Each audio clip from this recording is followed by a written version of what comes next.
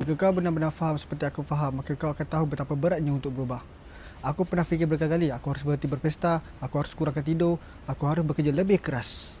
Aku perlu berlatih lebih banyak. Semua itu mudah diucap, tapi tidak sederhana untuk dilaksanakan. Mengubah diri sendiri adalah perjuangan dan bukan semua orang sanggup menghadapi cabaran itu. Tapi inilah realitinya. Kalau kau tidak ubah cara hidup, tidak apa yang akan berubah. Jangan bermimpi hidup kau akan berubah kalau kau masih berpegang pada kebiasaan yang sama. Untuk sesuatu yang baru datang dalam hidup, sesuatu yang lama perlu pergi. Mengapa perubahan diri dianggap sukar? Jika kau benar-benar faham seperti aku faham, maka kau akan tahu betapa beratnya untuk berubah. Aku pernah fikir berkali-kali, aku harus berhenti berpesta, aku harus kurangkan tidur, aku harus bekerja lebih keras.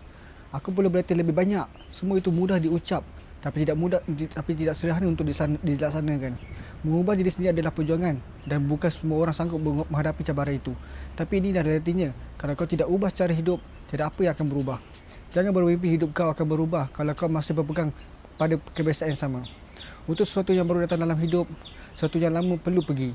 Jangan jadi bodoh. Jika kau terus melakukan apa yang selalu kau lakukan, hasilnya akan tetap sama. Jadi ubahlah. Jadi ubahlah sekarang, atau selama-lamanya akan berada di tempat yang sama.